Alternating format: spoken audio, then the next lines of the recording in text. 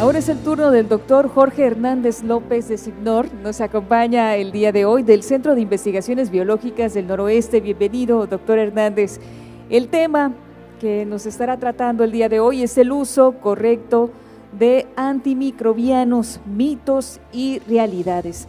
Antes me permito dar una breve reseña del doctor Hernández. Es químico, bacteriólogo y parasitólogo egresado del Politécnico. Cuenta con el grado de maestría en Ciencias Marinas y doctorado por el CIAT de Hermosillo. El doctor Hernández tiene publicados al menos 64 artículos, 17 de divulgación y ha impartido más de 40 cursos a técnicos y productores sobre sanidad acuícola de peces y crustáceos alrededor de México, además de ser asesor científico de varios comités de sanidad acuícola en el país. Actualmente es investigador titular nivel 1 del Sistema Nacional de Investigación y encargado del Laboratorio de Referencia, Análisis y Diagnóstico de Sanidad Acuícola del CIBNOR en Hermosillo. Doctor Hernández, bienvenido. Adelante. Muchas gracias, muy amable por la presentación. Muchísimas gracias a todos ustedes por estar por acá. Gracias a CONAFAP por esta invitación, gracias a los organizadores del CONACUA. Y aprovecho para darles una felicitación. Hoy es el Día Mundial de la Acuacultura, así que felicidades a todos ustedes. Gracias particularmente a mi buen amigo Javier, que por allá en Chiapas tuvo pues, la amabilidad de invitarme a esta plática. Espero que sea de su interés. No sé si podamos… Ok. Muy bien. Me invitaron a dar esta plática porque creo que es un tema importante. En la actualidad hay un gran problema con el uso de antimicrobianos en todos los ámbitos. ¿Qué está pasando en la acuacultura? Creo que es algo que nos debe preocupar y creo que es algo que debemos de platicar. Espero al final de la plática puedan un poco entender por qué la preocupación de todas, no solo las autoridades en el ámbito acuacultural, sino sanitarias en otros temas y también en los humanos. ¿Sí? Entonces, el camarón se enferma, por supuesto, tiene varias formas de enfermarse con diferentes cosas, diferentes patógenos, pero quiero que entiendan que ningún antibiótico funciona con nada, solamente con bacterias. Solo el círculo rojo es el único que podemos atacar con antibacterianos. No se puede utilizar antibióticos ni para virus, ni para parásitos, ni para hongos, aunque estos puedan ser un problema de salud para los camarones. Los antibióticos son sustancias químicas producidas por un ser vivo, ¿sí? O puede haber también derivados sintéticos, se pueden hacer sintéticos los antibióticos, y tienen la capacidad de matar o de impedir el crecimiento de bacterias sensibles, y quiero que tengan muy en mente esto que les estoy diciendo, bacterias sensibles, ¿sí? El modelo de acción de los antibióticos es este. Verán ustedes, los antibióticos son tóxicos, o sea, matan bacterias, pero no dañan células que tienen núcleos, células eucariotas, es decir, células de tejido. Entonces, las bacterias que pueden estar causando un problema porque están afectando un tejido, podemos poner antibiótico, el antibiótico mata la bacteria, pero no causa problemas en las células de tejido. Y esto es muy interesante. Pero el antibiótico tiene que llegar al foco de infección, tiene que penetrar la bacteria, tiene que meterse en la bacteria y además tiene que llegar en una concentración que es la adecuada. Si no, no va a funcionar. Los antibióticos pueden ser bacteriostáticos, es decir, no mata las bacterias, pero sí las mantiene por ahí, nada más en estado de tranquilas, ¿no? O puede ser bactericida, que sí mata. Los antibióticos que normalmente ustedes usan en acuacultura son básicamente 3, que son los que permite Senacica: enrofloxacina, florfenicol y oxitetraciclina. Oxitetraciclina y florfenicol no mata sus bacterias, nada más las mantiene por ahí. Si dejan de usarlo otra vez, ahí están. Entonces, no crean que ya con eso funcionó. Enrofloxacina sí las mata. Ese es el modo de acción. Puede funcionar para matar bacterias o para mantenerlas a raya a diferentes niveles. Puede bloquear la replicación celular, puede bloquear el ácido nucleico, puede bloquear la síntesis de proteína, etcétera. Solamente por conocimiento general. Pero esto es lo más importante. ¿Los antibióticos son eficientes? Sí. ¿Muy eficientes? Sí. Son muy eficientes, son muy buenos los antibióticos. Pero los antibióticos tienen que está en contacto con las bacterias. Vean ustedes, los antibióticos lo ponen antibiótico con una bacteria y la bacteria se muere, se rompe o se mantiene a raya, ya lo vimos. Pero si ustedes hacen una prueba como esta, claro, ustedes ponen un medio de cultivo, bacterias, le ponen antibiótico, se ve muy bonito, funciona perfectamente bien, porque así son los antibióticos, funcionan muy bien. Pero los antibióticos tienen que tocar a la bacteria, tienen que agarrarla y tienen que meterse a la bacteria, si no, no va a funcionar. Y ese es el gran problema que tenemos. ¿Por qué? Porque para que el antibiótico llegue a la bacteria en la concentración adecuada, acuérdense, ¿sí?, le toca un camino difícil, necesita absorberse. Necesitamos dárselos a los animales y el antibiótico tiene que absorberse. ¿Por dónde? Pues por vía intestinal. Y generalmente el alimento disminuye la absorción y disminuye la eficiencia de los antibióticos. Por eso en los humanos cuando nos dan antibióticos no nos dan en el alimento, nos dan en una pastillita, en un jarabito, ¿no? Se acabó. En los camarones no podemos hacerlo así, tenemos que darlo en el alimento. Y eso significa que tenemos problemas ya de eficiencia del antibiótico porque ya está mezclado con alimento. El tiempo de resistencia en intestino necesita mantenerse cierto tiempo para que haya absorción adecuada. Y luego la distribución tiene que meterse y luego tiene que irse por hemolinfa, en el caso de los camarones, por sangre en el caso de los peces, y tiene que llegar al sitio donde debe actuar. Y si ustedes no creo que no se hayan dado cuenta, los camarones tienen una gran cantidad de concentración de iones en la hemolinfa, ¿sí? Entonces, los iones también causan problemas. Y luego tiene que excretarse, no se tiene que quedar ahí, hay que eliminarse y obviamente necesita que el animal tenga un buen funcionamiento metabólico y tenga un hepatopáncreas sano. Si hay problemas, porque hay daño en el hepatopáncreas, aunque no se vea el animal afectado, vamos a tener problemas de este tipo. No vamos a poder eliminar todo lo que tiene que eliminar. Entonces, ¿qué sucede en el camarón? El alimento con un antibiótico hay que dárselo al animalito y el animal se lo tiene que comer. Y la primera bronca que tenemos es que los camarones enfermos no comen, no se van a comer el alimento medicado.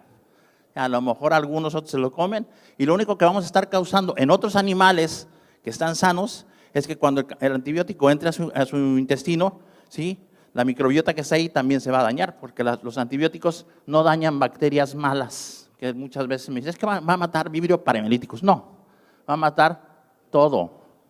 ¿Sí? Los antibióticos matan bacterias, no les importa cómo se llaman y cómo se apellidan. Entonces, tiene que entrar, tiene que llegar obviamente al sitio de absorción, en este caso el hepatopáncreas, ahí se absorbe, hay mucha absorción, se mete el antibiótico y tiene que meterse en una cantidad adecuada. Y luego tiene que absorberse también en el intestino. El intestino del camarón es muy cortito, los animales comen y defecan, los camaroncitos comen y defecan, se acabó. Entonces eso significa que no tiene mucho tiempo, la absorción en el camarones es muy poca. El animal tiene que absorber también el intestino. Pero ¿qué pasa con todo lo que se tira? Entonces, otra vez, todo lo que yo les platiqué en la diapositiva pasada, tenemos que tomarlo en cuenta aquí. Y además, vean ustedes, se ha estimado que en la acuacultura el 75% de los antibióticos se excretan, o sea, se tiran en el agua. Desde que los tiramos en el agua, antes de que se lo coman y después que lo defecan. ¿Qué significa eso? No funciona. Ponle más antibiótico a los peces, échale más. ¿Cuánto? 75% más, porque me dijeron que 75% más. Y de 75 más, el 75% no sé, no lo aprovecha. Entonces es un problema muy fuerte porque no sabemos cómo hacerlo. Obviamente, todo lo que los antibióticos pueden estar enfrentando en el medio es un problema. ¿Cómo se lo damos? La mejor forma es inyectárselo, así como se lo inyectamos a los humanos o a los cerdos, ¿no? Esa es la mejor forma de hacerlo. ¿Se puede? Sí, pero es un problema enorme. Imagínense ustedes tener que inyectar a esa cantidad de animales, es una bronca, ¿sí? ¿Se puede hacer por inmersión? Quizás sí. Ayer nos platicaba el doctor Magaño, es que Vibrio parahemolíticos están en la superficie. Bueno, los bañamos y le acabamos el Vibrio parahemolítico. Sí, pero agarrar a los animalitos para hacerles un baño es prácticamente muy complicado. Y obviamente esto causa un estrés tremendo. Y a veces les causamos más problemas que beneficios. Y entonces, en este tipo de sistemas, quizás muy complicado. A lo mejor en estanques pequeñitos, donde pueda sacar los animales, pasarlos a otro estanque, se puede. Aquí no. Aquí es muy complicado. Tenemos que dárselo en alimento y lo mejor es que el alimento ya venga con el antibiótico, ¿sí? Pero esto en la práctica no sucede y ustedes lo saben muy bien. Entonces usan equipos de este tipo para mezclar el antibiótico con el alimento. Y a veces antibiótico que ni siquiera tienen idea de cómo viene porque no sé dónde lo compren. Hay que tener mucho cuidado. Y entonces hay riesgos, ¿sí? ¿Cuáles? Uno es las personas que están utilizando el antibiótico lo usan y lo mezclan y a veces no usan ninguna protección. Y eso tiene un problema grave, que no sé si ustedes lo sepan, pero hay personas que son sensibles a los antibióticos y puede ir desde problemas en Sonora dicen rasquera, yo le digo comezón, tienen ronchas en la piel, algunas inflamaciones, pero puede haber una muerte muy rápida por un paro respiratorio que se genera en minutos. Esto hasta los antibióticos, ¿sí? ¿Saben ustedes si la persona que está usando los antibióticos, que está poniendo el antibiótico en el alimento, este problema tiene? No lo saben. Hay que tener cuidado. Se puede generar. Bueno, hay estudios farmacológicos y de farmacodinámica y farmacocinética, sí, muy pocos, no sabemos mucho, no sabemos, parece ser que no se absorben muy bien los antibióticos, ¿sí? En otros ámbitos, imagínense por ejemplo cerdos y aves. Son cerdos y aves a los que le estamos dando antibiótico. Bueno, sé cuál está comiendo, cuál no está comiendo. Díganme ahí cuáles son los que están comiendo y cuáles no. No tenemos la menor idea. Suponemos que si queremos que los animales enfermos se lo coman, pero no sabemos. Y lo más seguro es que no se lo coman, porque acuérdense que los animales que están enfermos no comen. ¿Ok? Entonces, ¿necesitamos más estudios? Claro, necesitamos investigación, necesitamos que la gente trabaje con esto y no solo trabaje y se quede en las tesis, en los centros de investigación, que se vaya y que se den este paso de tecnología a través de cursos, de capacitaciones a los técnicos que están empleando esto y a la gente que trabaja con esto. Y luego llegamos a otro problema más grave, ¿sí? La resistencia a antibacterianos. La resistencia a antibacterianos es un tema muy actual, hay mucha preocupación mundial por esto, ahorita van a ver algunas cosas de por qué. Si ustedes buscan en resistencia antibacteriana en la red, van a encontrar esto. Se produce cuando los microorganismos sufren cambios al verse expuestos a los antibacterianos. Eso no es cierto. Las bacterias no se hacen resistentes porque le pongo antibiótico, eso es mentira total, ¿sí? Las bacterias ya saben resistir. Hay bacterias que ustedes le ponen antibiótico y se mueren o se quedan allí estables, ¿no? Pero hay bacterias que de manera natural no les tienen que echar nada, ya tienen la información genética para resistir. Lo que estamos haciendo es que hay bacterias que están dentro de poblaciones resistentes y sensibles y cuando vamos poniendo antibiótico vamos seleccionando las bacterias resistentes y vamos dejando cada vez más bacterias resistentes en lugar de sensibles. Y ese es un problema, porque después tenemos que usar otros antibióticos y otros y nos estamos acabando. Ya no hay más antibióticos y ya no va a haber más antibióticos. Entonces la resistencia antibacteriana se define como la capacidad de un microorganismo para evadir los efectos de los antibióticos. Eso sí realmente es lo que sucede. ¿Cómo está el mecanismo de resistencia? Está muy fácil, más o menos, les explico. Las bacterias tienen un genoma que está disperso en el citoplasma, solamente tienen un cromosoma, pero tiene algunas cosas ahí extracromosomales que se llaman plásmidos, y estos pedacitos de DNA son los responsables de tener estos genes de resistencia antibacteriana. Son los responsables de llevar también algunos genes que producen enzimas o algunos elementos que pueden ser toxinas, como la PIRB y la pirasa, también en plásmidos, ¿sí? Entonces, esos se pueden replicar de manera independiente a las bacterias. Y la bronca es que estos se transmiten. Bacterias que son resistentes, porque tienen el plásmido con los genes antibacterianos, se las pasan a otras bacterias. Una forma es por conjugación. Una bacteria genera un canal y le pasa la información a otra, ¿sí? Y la hace resistente.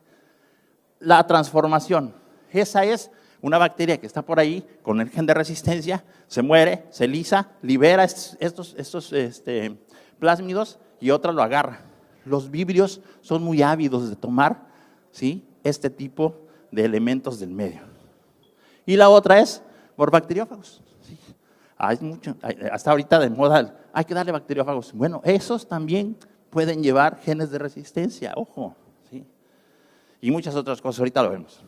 Bueno, entonces, ¿podemos hacer una bacteria resistente? Sí, no porque le demos antibiótico, porque se pasan genes de resistencia. Tenemos que buscar si hay genes de resistencia en el medio para ver que esto no esté sucediendo. Entonces, damos alimento con antibióticos, lo ponemos, además de todas las broncas que puede tener el antibiótico ahí en el medio ambiente, pues también tiene broncas de que los animales no se lo comen y entonces empieza a liberar, ¿sí?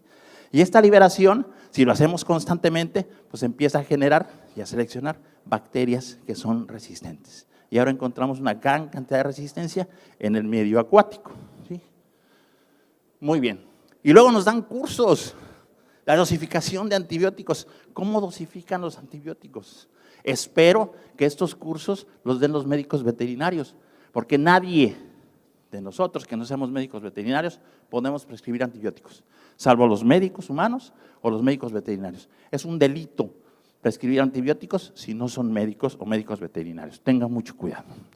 ¿Podemos manejarlos ahí? Quizá una terapia de antibióticos en esas partes, sí.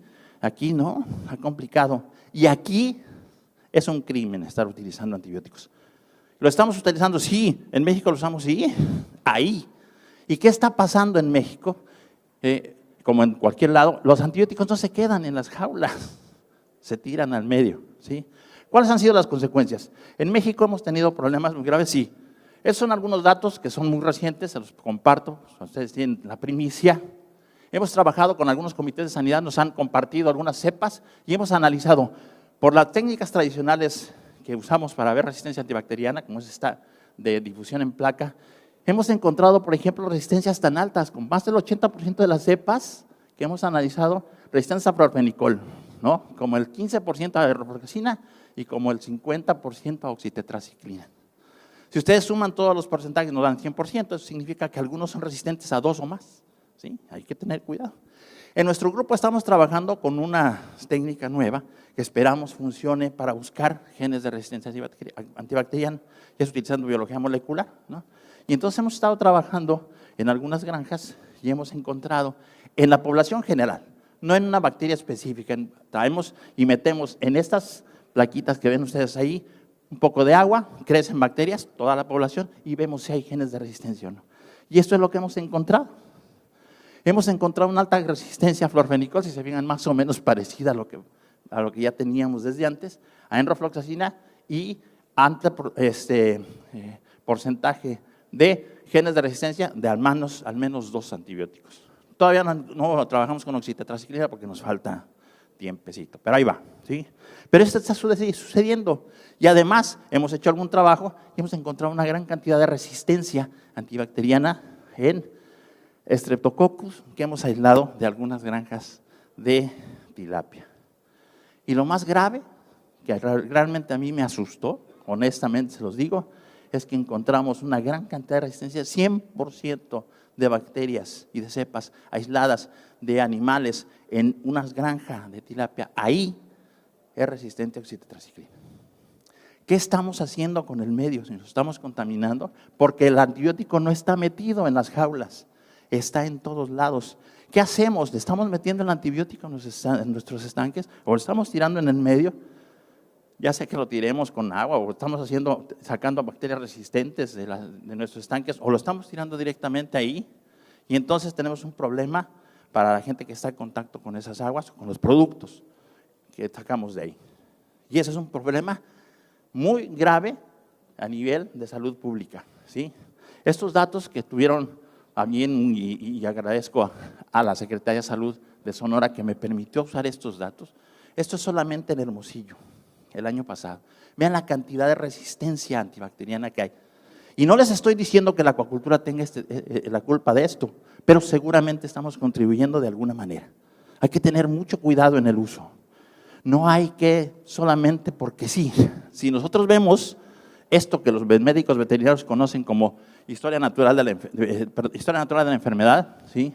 Generalmente lo que hacemos es en el periodo patogénico, cuando los animales ya están viendo enfermos, cuando se están muriendo, hacemos el diagnóstico y hacemos un tratamiento, ¿sí?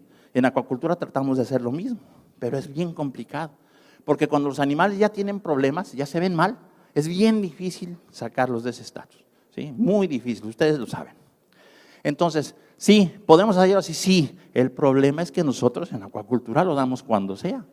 Híjole, ya viene el calor, ponle antibiótico. Es más, ya lo ponen como algo, en tal y tal y tal y tal tiempo, ponen ya en sus protocolos, hay que dar antibióticos. ¿Cuál? Pues el que hay en el mercado, o como me dijeron que tenía resistencia a oxitetraciclina, ponle florfenicol.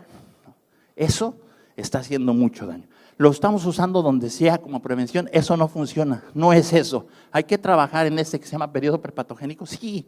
Hay que evitar que los animales se enfermen. ¿Podemos trabajar? Sí, claro. Se llama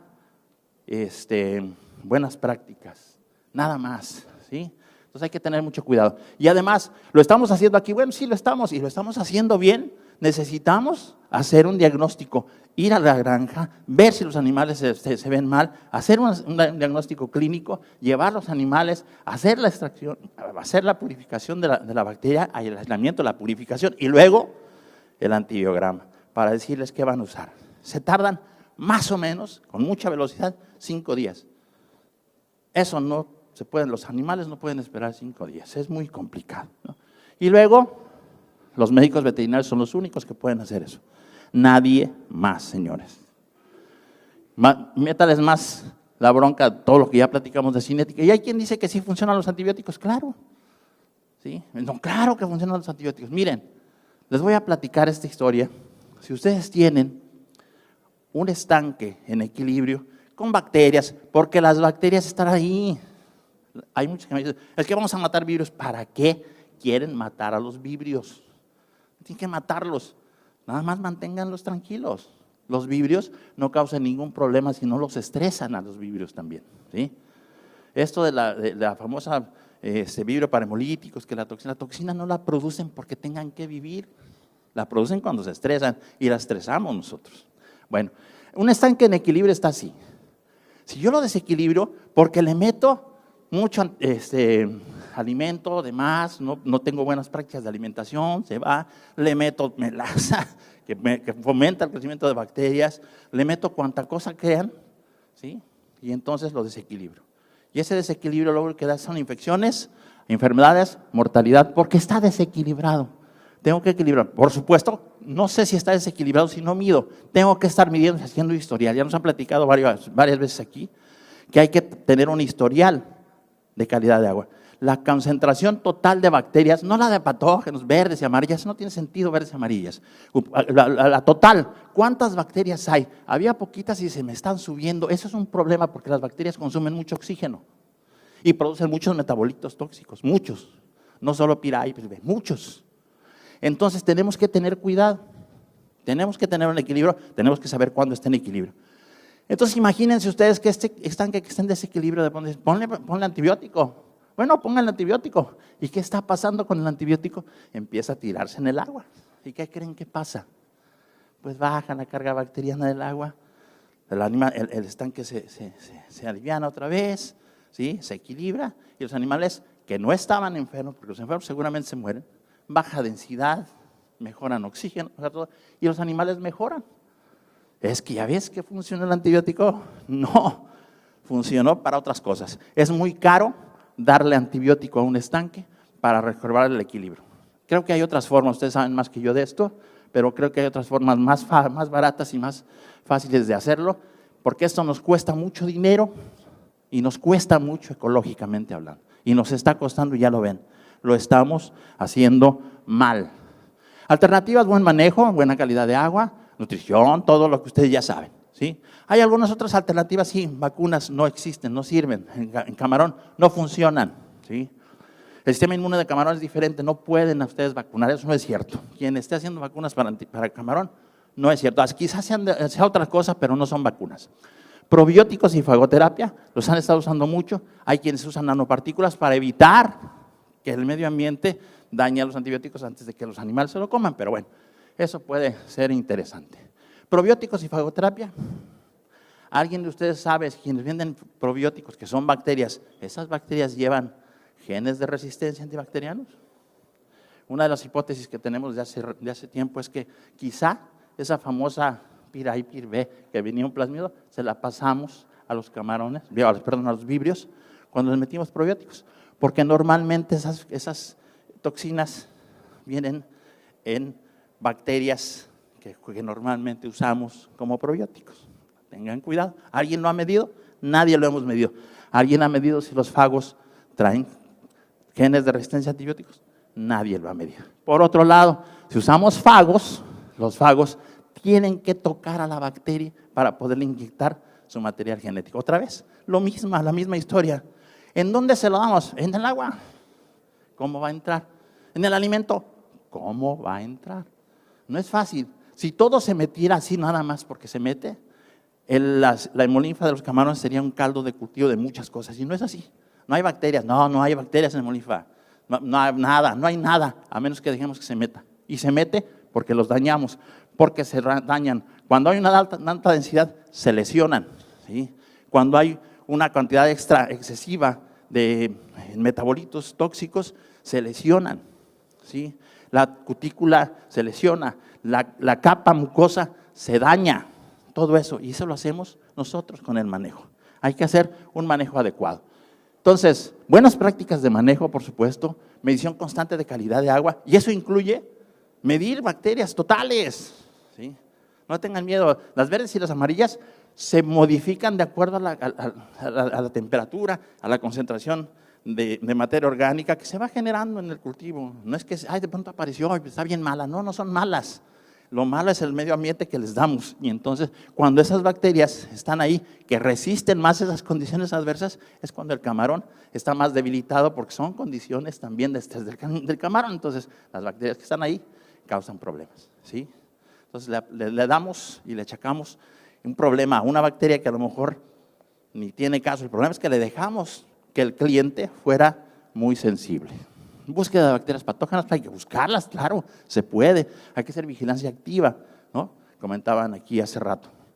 Usar las albazanas, podemos, ya también aquí han visto, que le revisen las larvas, que le revisen todo lo que van a meter en el estanque.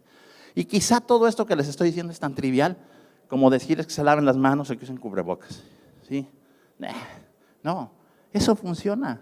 Lavarse las manos antes de comer o después de irse al baño, funciona y funciona muy bien. Usar cubrebocas funciona y funciona muy bien. Quizá no al 100%, pero imagínense que funcionara al 50%, bueno, no tendrían mortalidades del 50%, quizá del 20% nada más, y eso es mucho mejor que nada. Entonces creo que es muy importante. Hay que cuidar lo que estamos haciendo. Hay que cuidar a los animales. Si tengo cuidados desde el principio, los animales no van a tener problemas. ¿Cuáles son las alternativas, señores? En sanidad acuícola, lo que pretendemos es hacer vigilancia epidemiológica, que en México no existe.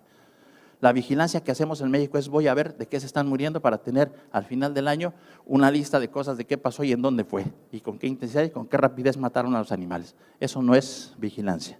Los comités de sanidad acuícola están haciendo mucho esfuerzo por esto, pero no los dejan. Hay que procurar que ellos puedan hacer su trabajo, ¿sí? Cada vez les reducen más el presupuesto y no tienen cómo hacer una vigilancia activa, ¿sí? Cada vez más tienen más camionetas, pero menos posibilidades de hacer diagnósticos, ¿sí? Entonces, tenemos que hacer prevención. La prevención es, si prevengo no me enfermo. Si yo hago todo para no tener que meterme cosas raras, pues no me pasa absolutamente nada, ¿sí? Entonces, el mejor uso de los antibióticos que ustedes pueden hacer es no usarlos, ¿sí? Estamos trabajando en un grupo de Senacica, que es un grupo también a nivel nacional, de resistencia a antibacterianos, y ahí les voy a pedir, por favor, seguramente en breve les llegarán algunos cuestionarios para que nos hagan favor de resolverlos y ver cómo estamos en la situación antibacteriana en México, ¿sí? Porque se quieren hacer algunas acciones que promuevan el no uso de antibióticos, pero el problema, y ojo, y es algo que yo he discutido con este grupo, no podemos decirles que no usen antibióticos si no les damos alternativas. Necesitamos buscar alternativas. ¿Cuáles? No lo sé en este momento, pero se están buscando para decir, señores, los antibióticos no son la solución, pero aquí está la solución. Y si tenemos que usarlos a fuerzas, bueno, hay que ser certeros.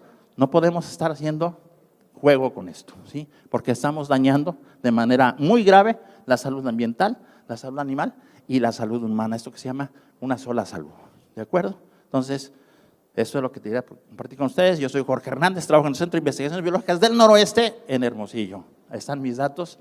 Muchas gracias por la invitación y gracias a ustedes por estar aquí.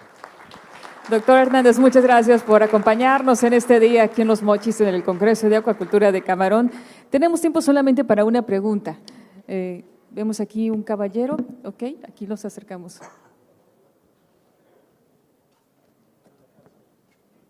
Perdón, se vería muy rápido, pero tenía que ajustarme a los minutos que me pusieron aquí. ¿Todavía gracias.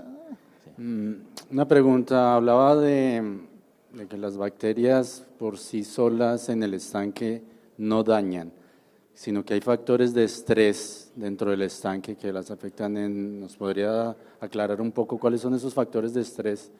Y también una segunda pregunta también asociada a eso es, nosotros en los estanques manejamos ambientes totalmente alcalinos y los antibióticos se formularon o se desarrollaron en especies que se manejan en otro tipo de ambiente. ¿Eso puede estar afectando también en la capacidad también de generar esa resistencia?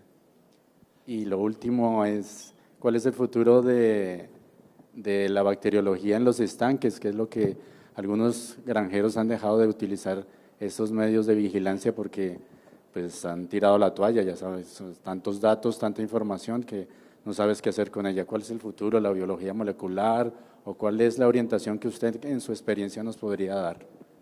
Ok, ya no me acuerdo de la primera, pero bueno, empezaré por una. Sí, los ambientes en acuacultura modifican todo lo que esté, pHs, salinidad, todo lo puede tener efecto en el antibiótico, sí, todo. Entonces hay que tener cuidado de qué estoy poniendo y cómo lo estoy poniendo. Pero es importante que entiendan que yo puedo meter antibióticos, sí, solo que tenga un diagnóstico muy preciso y muy claro.